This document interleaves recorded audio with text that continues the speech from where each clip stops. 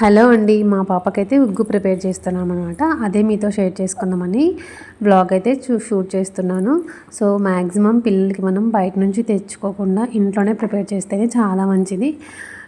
ఎందుకంటే బయట ఫుడ్ ఎలాగైనా మంచిది కాదు కదా, ఎలా చేస్తారో ఏంటో ప్రాసెస్ అంతా మనకు తెలియదు. సో ఇక్కడైతే మన కళ్ళ ముందరే మనం చేసుకుంటాం కాబట్టి చాలా బాగుంటుంది అనమాట, హెల్దీ వైజ్. సో ఇక్కడ నేను ఉగ్గు ప్రిపేర్ చేస్తున్నాను. సో ఉగ్గుకి నేను 3:1 రేషియో తీసుకుంటాను అనమాట. సో మంత్స్ పెరిగే కొద్దీ నేను పప్పులు అనేవి ఎక్కువ యాడ్ చేసుకుంటా. 10 months వరకు ఇలా పెడతాను.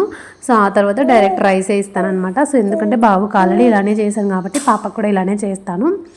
సో ఇక్కడైతే 3:1 కాబట్టి 3 glasses ఆఫ్ రైస్కి 1 glass ఆఫ్ పెసరపప్పు అండ్ 1 glass ఆఫ్ కందిపప్పు బాగా కడిగి దాన్ని కొంచెం ఆరబెట్టుకున్న తర్వాత అందులోకి బాదం, పిస్తా అండ్ కాజు 5 యాడ్ చేసుకొని అందులోకి వాము కూడా వేసుకున్నాను అనమాట నేను. ఎందుకంటే బేబీకి డైజెషన్ ఇష్యూ అంతా ఏం రాకుండా బాగుంటుందని చెప్పి.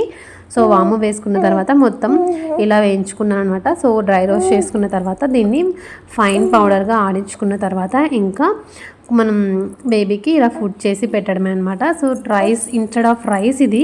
సో బాగా తింటారు, ట్రై చేయండి.